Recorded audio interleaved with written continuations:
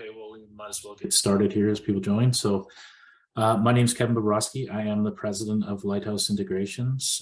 We are a IT consulting firm that specializes in cybersecurity. As you guys know, Cyber Awareness Month is October, so we're going to run a series of kind of lunch and learn webinars over the next 4 weeks, starting with this one, which is just going to be sort of an introductory, high level, what are sort of the common okay, well, we might as well get started here as people join. My name is Kevin Bobroske. I am the president of Lighthouse Integrations. We are a IT consulting firm that specializes in cybersecurity.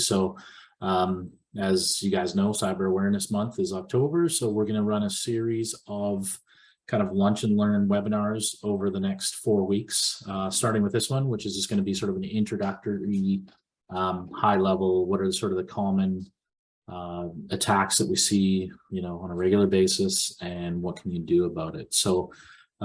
Without further ado, we're going to jump right into it, and I will get into a presentation. It won't be death by PowerPoint, but we'll start there.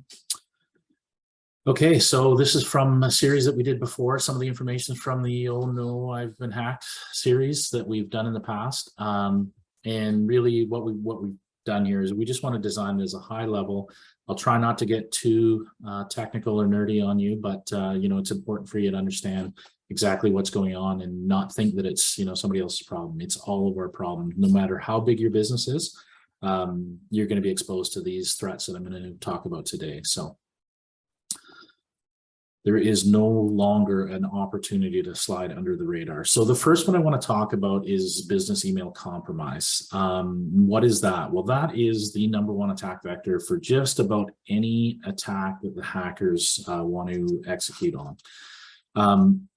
When we say hackers, we use that term loosely. It's just kind of the bad guys, if you will. It used to be that they would hack into websites, and that's sort of what we, envision some guy in a hoodie down in a basement that's, trying to get through your website. Well, you can have all the sophistication in the world in your network and have web application firewalls and all of the protection that you need. And they know that. The hackers, if you will, the bad guys, they go through people mostly. So what we're going to talk about is really a people-based problem, but there's also technology that can help you. We're going to start off with business email compromise. And what it is it's usually, some form of phishing email. Now, we've heard about that. I'm almost guaranteed that everyone on the call here listening to this webinar has been exposed to some sort of phishing attack. The hackers know that, how to get around a lot of the typical technology to stop it. The tools are getting much better, so it's a bit of a game of cat and mouse here on who can stop who and who can get past the other one. But the reality is there's going to be some that get through. So you need to be able to be aware of what that is. So I often get asked, well, who cares? If somebody gets access to my email, what does it matter? I'll just change my password. There's nothing in there that they'd be interested in. And I hear that same sort of tone all the time. And, whether it's we're too small to be a target or my email doesn't contain any information, it absolutely does. It's absolutely, and well, obviously this #1 attack vector, they're pretty smart people. So they know that this is very valuable information. So once they get in and they have access to your email, they have full access to your email. So what do they start doing? A lot of the things that I see is, and quite often the way we get triggered that this has happened is customers phone us up and say, my client just got a weird email from me. And so we'll go in and look, and sure enough, there's the telltale signs that they've been compromised. So they do this because it's a little bit difficult to trick somebody with a random email from a random source. But if it comes from your CEO or, a company that you do business with all the time, there's a trust factor that immediately gets established. And that's why they want to do this. And that's why it's such an effective way to do it. We're going to have a couple people, joining us. We've got Mark Speed that's going to be in next week. We can talk about where we get started. Dwayne is going to be in the 3rd week of October, Dwayne Robinson, and he's been the global, I won't steal his thunder, but he's been the global incident response manager, and he's dealt with a lot of these things. tune in. I tune in every Thursday at 12 o'clock, but he's got some really cool real life experiences, as do I, on some of these things. So false invoice scam is one that I see fairly regularly, where somebody will send an invoice off to a client, and like I said, the hackers already have visibility into your emails, not just static one time. They can watch your emails go back and forth, so they know that the email's been sent out and they know that the invoice is gone. So they'll follow up with an email that just says, hey, Joe's Plumbing, this invoice is overdue. Maybe it was because you didn't get our account, the change of our bank account, so here it is for your reference.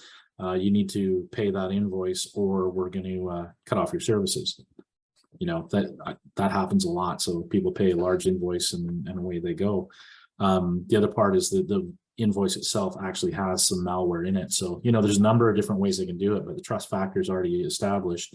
They use it as a timely mechanism to be able to get out there, so it makes sense to you to get it. So they're very, very sophisticated in how they do that. And it also, they can use this email access to launch other attacks.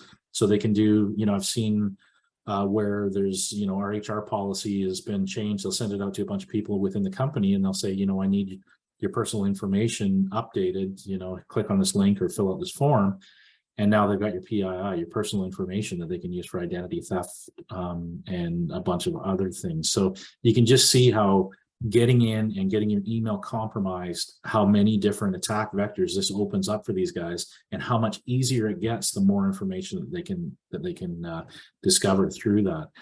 And as I mentioned, it's not just a go and steal your emails and download them. They can see them real time and they can see what's going on. So they use this to gather intel about your business, and that helps them understand, what the next attack vector might look like or how far they can go with this. So they use it for distribution, and then they also use it for intel gathering. So what can you do about that? Well, the number one thing, we've mentioned it, is they don't try to get through technology really. I mean, they do, where they learn how to bypass your endpoint protection and those types of things, but that's really easy to do these days. So the number one investment you can make is training your people and raising the awareness. Create a cyber aware culture within your organization, and that's going to be the key to be able to block most of this stuff. They call it, creating the human firewall, but call it what you will. Make sure people know what to look for and what to do about it. So educate yourself and others, just like you guys are doing today. Learn a little bit more about it. It's evolving all the time. We've got some samples on our website as far as what a typical phishing email looks like. I'll often, for our clients, send out, when something comes through and people send it to me, I'll sort of sanitize it and send it back out to the entire organization saying, watch out, this is what's hitting our organization, because once they hit one, they usually hit many. So your IT staff or your MSP should be sending these things back to you to help you understand what's going on real time within your organization. But the main thing is educate your staff, educate yourself, because it is going to happen. And I'm sure, like I said, most of you guys have already experienced at least some form of phishing email. It's all about the payload and the intent behind it, is whether it's going to turn into a ransomware or whether it's just going to be sort of the stepping stone to other things. Oops. So you can use technology to help.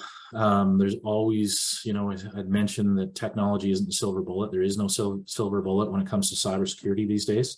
Far from. So you have to do, defense in depth, they call it. But you can go out there, and you should go out there if you're using like a public email like Shaw or TELUS or any of those things, or just the regular Gmail, you're pretty limited at what you can do. But if you have a business class solution like an MS365 or G Suite, they have built-in protection that typically the defaults aren't good enough. So you have to go in there and make some adjustments on that.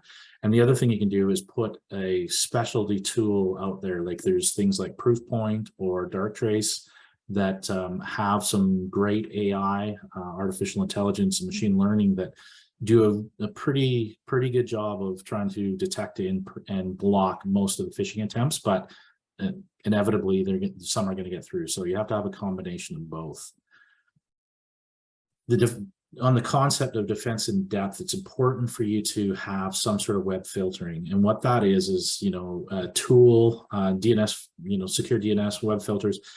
What they do is they know They're tools that block your access to the internet based on rules. So, and typically it's whether they trust the domain that you're going to or the website you're going to. They have, lists of hundreds of thousands of websites that are known bad, known good, and like I say, trusted. So if you're clicking on something and then it's sending you to a website that was just created 2 days ago, and the domain was just registered, somewhere in the, Europe somewhere, then it's going to say that's a low trust value, and it'll block you or warn you to say, are you sure you want to do this? And it's just a reminder, but it gives you that one more level of protection that just sort of says, hey, something looks wrong. So do as much as you can to use the technology to help you, and then educate your staff and yourself into what how you can pick up on things that look strange. So the end of the day, trust nobody. And I know that sounds bad, but that's the reality of the world that we're facing right now. They're trying to use a lot of different tools and techniques to be able to trick you. They may say that it's the CEO, but it's not likely. So if your CEO is sending you something that just is out of character, not normal, just, don't go there. That's what they're trying to do. That's why they're trying to fool you. If in doubt, use a known good communication method. So if it is, a client that's sending you, or your vendor that's sending you information, pay your invoice or you're going to get cut off, phone them, text them, email them. Do not click on a link in the email. That's what they're trying to do. And it's going to be, time sensitive. So don't take the easy path. Know what you know and make sure that you're following good communication methods to be able to do it securely and safely. If it's your bank, contact the bank directly. Don't click on the link. Certainly don't fill in any forms or information that you're not expecting. If something doesn't feel right, it probably isn't. And that's really the way that we need to operate and the way we need to think these days, is because you never know when that trick is going to happen or what's legitimate or not. So if you always have a little bit of paranoia going, then it's going to be your best bet to be able to pick up on something that you probably weren't looking for. And there's always tips to be able to say, yeah, this doesn't really look right. And the biggest thing is slow down. Everything that they do, they're basing the easiest way to get through security is to prey on people's weaknesses. And one of the things that they want you to do is react, not think. So by that, I mean, everything's going to be time sensitive. If Microsoft was going to cut off your email account, it's not in their best interest. So they would give you plenty of time and so give you warnings and everything. They're not going to send you a note that says, hey, if you don't fill out this form or if you don't click this link right now, we're going to cut off your email. It's just not the way they operate. So, but the hackers want you to have that oh crap moment to say, okay, well, I better do this right away because I can't have my email down. But think it through, slow down. Does it make sense? If not, then don't do it. So the next thing, and as I mentioned, the email is often the initial point of entry, and they can do many things from it, but it in itself isn't necessarily the biggest threat to your organization. Ransomware, in my opinion, and in many opinions, and I think it's just well known, is the biggest threat to your business because it can easily put you out of business. So what is ransomware? Well, it's the #1 threat to all organizations today, big or small. It can be an individual person, it can be a small business, or it can be a large enterprise. We've seen a lot of government agencies, huge organizations get hit with ransomware, and we've seen small companies.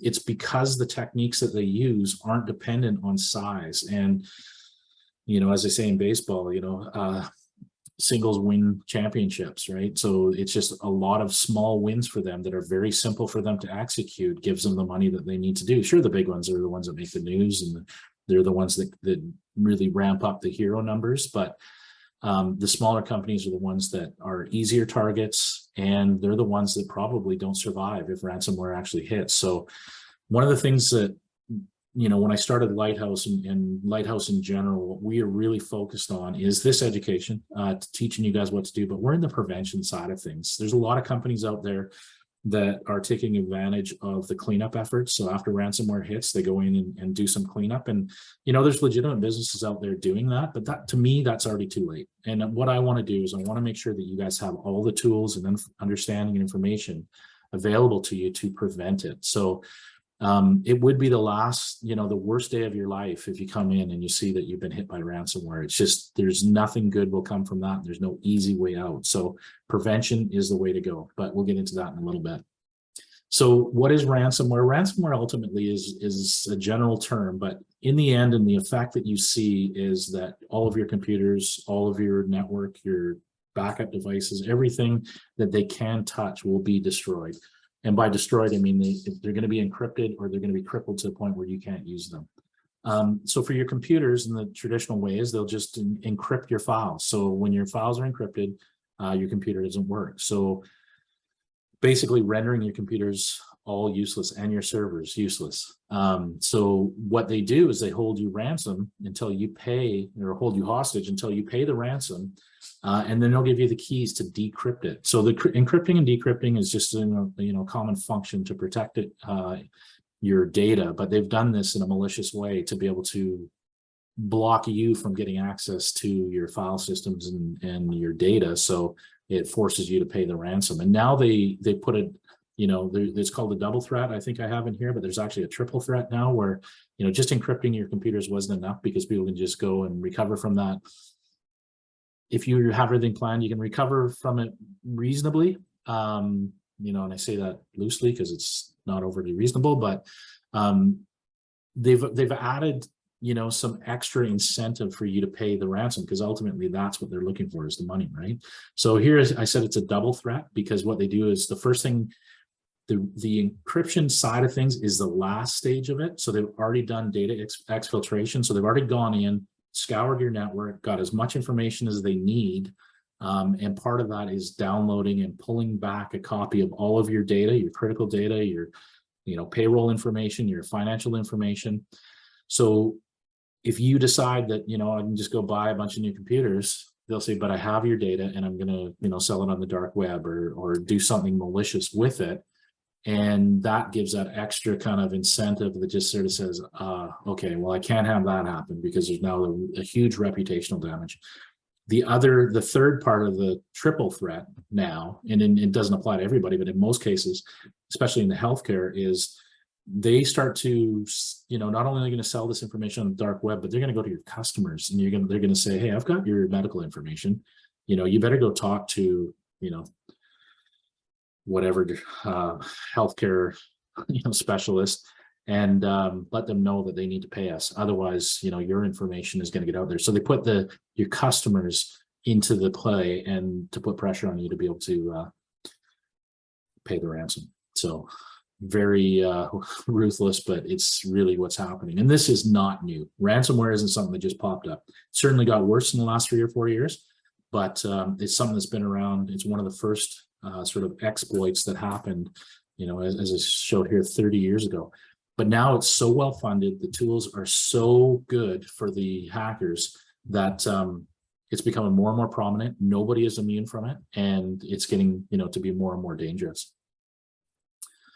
Again, it's very well funded. The cyber crime out there, if I told you, like I said, I don't like using hero numbers because people often see these big numbers and say, well, that's a big company problem, but it's the aggregate. And sometimes you need to use these numbers just to explain the sort of enormity of the situation. And cybercrime has become over a $6 trillion industry. So if you think of the sophistication of Tesla, putting, people in space again, and different things, that they're able to do, and you take cybercrime, and they've got, 5 times the financial backing as a Tesla, Microsoft, all these guys. You put all those companies together, and they still don't have the same financial backing as cybercrime. So, they have way more sophisticated tools, way more things. They can reach way more companies. So that, that hero number is important to know, because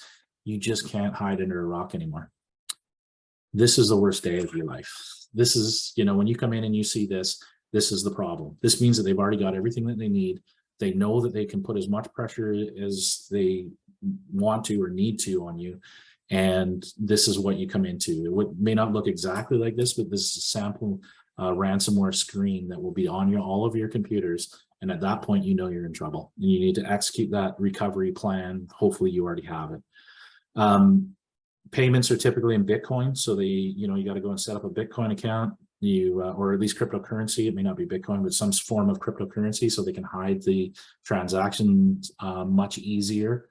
And so there's a ton of things that you need to do. If you hit this point, it's going to be, you really need to consult an expert and figure out, how to get out of this and what you need to do. But ideally, and in most cases, you should have a plan and make sure that you can just execute on it and not try to figure it out at this point. Otherwise, the chances of you being out of business is very high. Oops. Okay, ransomware facts. Some of these things, we'll go through them quickly. Some of the information is outdated just because it takes a while for them to calculate all the numbers. But I can tell you the 2020 ransomware, that's when it became very prominent with COVID in place. So you can see it grew by 715%. Well, that number is increased by that same margin year over year because they gained a lot of money from 2020 and COVID, when people were working from home and the IT infrastructure had changed and weakened. People are at home and they're distracted, with life being around them and not making sound decisions like they may have in the office. There were just so many opportunities for them that created the momentum that they needed to now make this like a huge, massive trend and wave that is just getting more and more prominent out there with all businesses, big, small, and everything in between. Smaller businesses. I mean, the point I want to make here is that when you're in a large organization, typically have a security department that is responsible for, educating people and putting these defense mechanisms in place. I'm come from, enterprise background for, very large multinational financial services companies. So this was kind of top of mind for us. And we had guys and ladies that were training this stuff on a regular basis. MSPs aren't from the cybersecurity background. They do some general support, and typically the smaller companies rely on MSPs to do a lot of their IT stuff, but they're not fully integrated into your business. So it puts that much more pressure on the SMBs to be more aware and take some of this responsibility and ownership on yourself. And there's always this bit of a notion that, my MSP or my IT company has me covered. The reality is that's not true. And in I would argue 90% of the cases, they're as big a target as you are because they're just not as sophisticated and they're not thinking along the lines of cybersecurity. It is a specialty, and there's so many different ways that the hackers can get through that you need to be on top of it all the time. So thinking that your MSP is getting it done is probably not a good assumption. True cost of downtime. This is where an SMB, like a small to medium business, when I'm talking, probably 250 million down, to recover from a ransomware attack is extremely costly relative to, the amount of money that you can put at something like this. And very often the smaller companies are the ones that are more susceptible to having to close their doors at the end of it. And there's a lot of facts and stats that show that. So prevention is where you need to be. And that's where Lighthouse, that's what we focus on, is making sure that this does not happen to you, or if it is happening, that you can detect the early signs of it so you can stop it before it gets too far. 274,000. I'm sure there's not too many people that have that in a slush fund to just sort of, and that's just the hard costs of, downtime. So I'm just going to go through quickly sort of what we call the kill chain, which is basically the chain of events that happen to get to the final, you can see number 6 there, the payload. So it starts off with a phishing campaign. That's why I started off with the business email compromise. That's going to be not just for ransomware, but for most attacks. It's going to be the most critical thing for you to understand. There's lots of tools out there to do phishing simulations that you should look into. We recommend a product called KnowBe4, but there are hundreds out there. And like I had mentioned before, I'll often just send out the emails to the clients when I see stuff come across my desk, because that is timely. It's what's going on right now. They sanitize it, send it out. And the more that we can do that, the more that people understand what to look for. So it starts with a phishing campaign. And once they establish connections, what that means is they have what they call a command and control. So they can actually communicate back to their sort of malicious website or network, if you will. And it sits there in a queue until they're ready to exploit it. And quite often, and then I mentioned the sophistication of ransomware, well, they use different groups to do different things. So each of these stages may be executed by different professional groups within the cybercrime world, because they are experts at bypassing security and getting around there. So to think that, you know, your small MSP has enough knowledge to guard against this, these guys are way past that. So, you know, you have to be very, very careful. So they'll get in there, they'll drop their tools. So the staging is about making sure they have the things in place that they need. And then they start moving around your network, which is a little bit creepy, but that's what they do.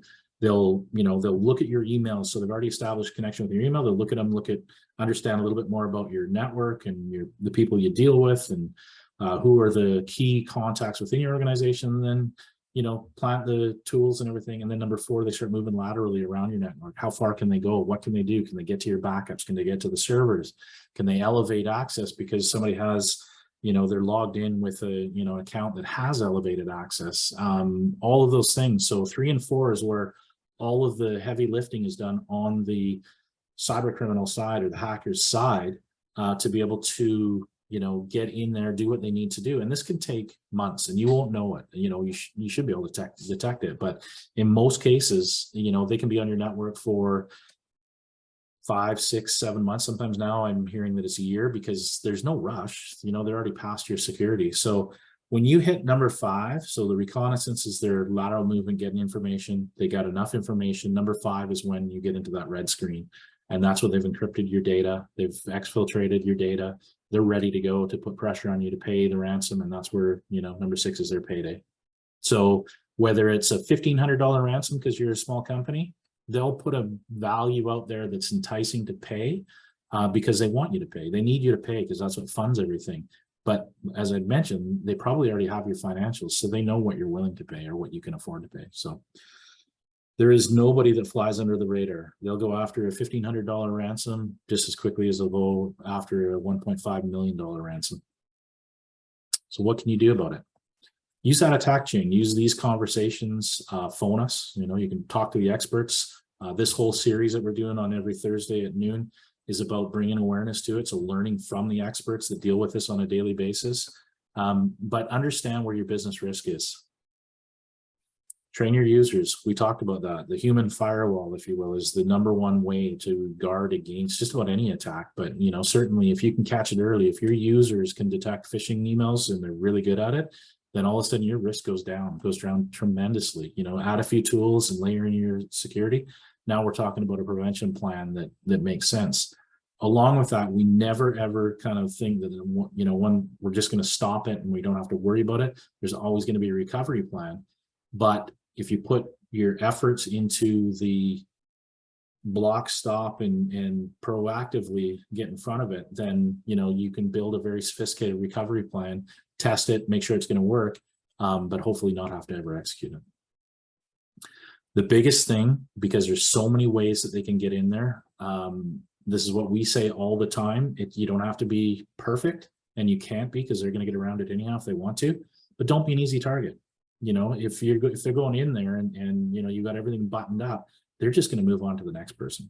You know, if they want to get in, if they have a motivated reason to get in, they're going to get in, you know, but that's typically not the case, especially for SMBs. You know, they're just out there looking for the easy cash grab. So don't be an easy target. And, you know, that's probably one of the biggest prevention advice that I can give anybody is put enough in place to get them to move on to the next guy. Layer your approach and your security. There's no silver bullet. You know, you need to have the protection. You need to have the tools in place. You need to have, you know, training, proper training programs, those types of things. There is no one, you don't buy cybersecurity. It's part of the way you do business now. Plan for the worst and hope you never have to use it. Never assume that your defense techniques are going to prevent. You know, I've talked about prevention, but a motivated attacker, as I mentioned, they're so well-funded. If they want to get in, they will, you know, so you have to be prepared for when that happens, because ultimately, if they do get through, it's your ability to respond is going to be whether you can stay in business or not, or how much you are going to have to pay or not. So block and make an investment there, but make sure that you do plan for that worst case scenario, and hope that you never have to use it. And preparation is your only defense. I know that we covered off a lot of information, and that there is a lot of very important information in there, and it may feel overwhelming. We've got Mark coming in next week that's going to talk about, where do we get started and how do you build a cyber program in your organization. But it's important to know that there's people out there that can help, like Lighthouse. Advice is always free. Phone me anytime. I'm more than happy to go for a coffee. Send me an email, go to our website and contact us through that. Any information that you can get is a step in the right direction. So you're probably feeling overwhelmed, but the best path forward is, get help. And like I say, the advice is always free with us. So, reach out and let us know what your thoughts are, and we can help you get started. Questions? I see one. How do I know if my MSP has me covered? Well, we talked about that a little bit. And if your MSP or your IT company isn't having these conversations with you or asking you, these questions or talking to you about recovery or any of those types of things, then they most likely do not have your back covered. They're busy, keeping the business operations going, and that's typically what an MSP will do. We sort of consider ourselves an MSSP, so a managed security service provider, and we do, the IT support. But we have these conversations with our clients on a regular basis. We have a risk register to be able to identify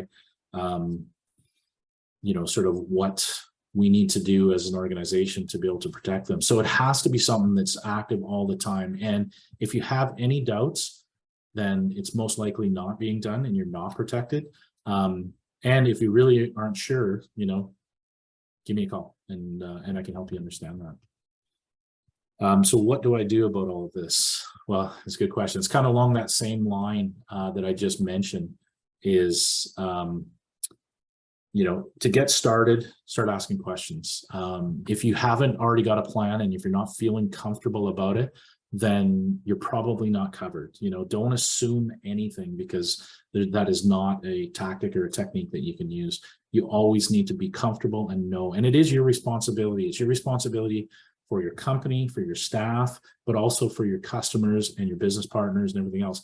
We all need to take ownership and responsibility for our part in the prevention of cybercrime, and it all starts here. So the Cyber Awareness Month of October is always great to have these conversations, but more importantly, we need to follow through with it and start asking more questions, because it's not going away, it's only getting worse. So I see we're out of time. So again, we've got Mark Speed coming in next week.